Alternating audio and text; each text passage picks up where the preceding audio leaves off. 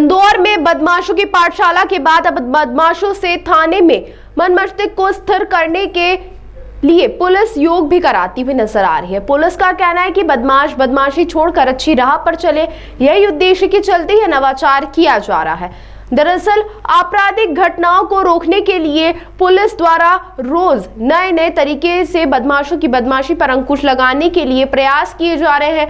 पिछले दिनों पुलिस ने परिजनों के सामने ही बदमाशों की पाठशाला थाने पर लगाई थी, लेकिन अब एक नया नवाचार सामने आया है, जिसमें बदमाशों को थाने में बुलाकर हिदायत के साथ उन्हें योग कराती हुई पुलिस नजर आ रही है, जिसका वीडियो भी सोशल मीडिया पर वायरल हुआ है। इस मामले को लेकर एडिशनल डीसीपी राम स्नेही मिश्र का कहना है कि बदमाश के बदमाशी उसके दिमाग में होती है और यदि मन और मस्तिष्क को स्थिर कर समाज हित में लगाया जाए तो वह एक बेहतर इंसान के रूप में समाज में स्थापित हो सकता है और इसी उद्देश्य के कारण उन्हें थाने में योग क्रियाएं करवाई गई।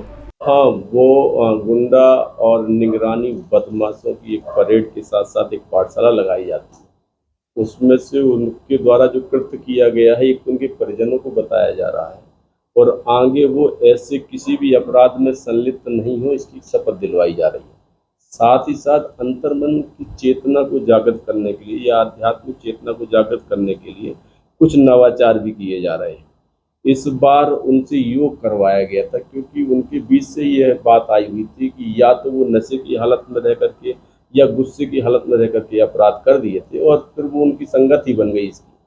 तो कोशिश यही की जा रही है कि एक सकारात्मक परिवर्तन हो, उनकी अंतर चेतना विकसित हो और वो अपराध को छोड़ करके और समाज की मूल धारा में शामिल हो। इस प्रकार से हमारी पाठशाला में दोनों चीज़ों को समाहित किया जाता है, एक तो भय पैदा करना, दूसरा कानून का डर पैदा करना और तीसरा सकारात्मक एक परिवर्तन हो, उनका हृदय परिवर्तित हो और वो अपराध को छोड़े। तो ऐसी एक हमारी कार्रवाइयाँ जो में चल रही हैं वो सदा चलती रहेंगी। सर, किस तरह के योग सिखाए जा रहे हैं जिससे इनका शांत रहे?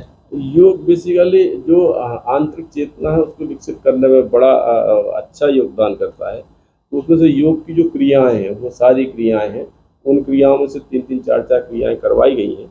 आगे और भी नवाचार किए जाएंगे। एक नवाचार है जो प्रस्तुत किया गया है।